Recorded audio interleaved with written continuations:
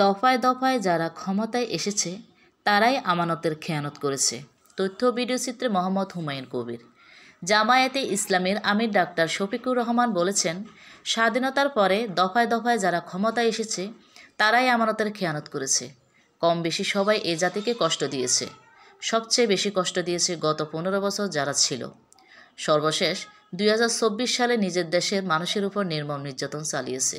শুক্রবার 3 জানুয়ারি দুপুর 12টায় নবাব সিরাজউদ্দৌলা সরকারি কলেজ মাঠে নাটোর জেলা জামায়াতের কর্মী সম্মেলনে প্রধান অতিথির বক্তব্যে তিনি এসব কথা বলেন।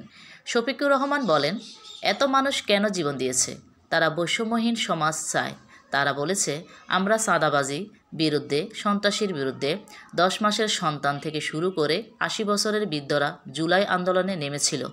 সব শ্রেণী পেশার মানুষ আন্দোলনে সংহতি জানিয়েছিল।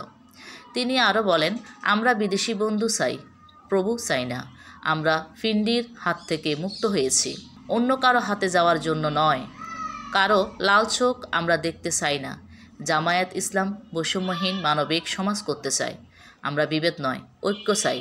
এদেশের হিন্দু, মুসলমান, বৌদ্ধ, খ্রিস্টান সবাই গর্বিত নাগরিক। জেলা জামায়াতের আমির অধ্যাপক ডক্টর মীর নুরুল ইসলামের সভাপতিত্বে অনুষ্ঠানে বক্তব্য রাখেন জামায়াতের ইসলামের সহকারী সেক্রেটারি জেনারেল মাওলানা রফিকুল ইসলাম খান। জামায়াতের কেন্দ্রীয় কার্যনির্বাহী পরিষদের সদস্য অধ্যক্ষ শাহাবুদ্দিন, মোবারক হোসেন প্রমুখ উপস্থিত ছিলেন।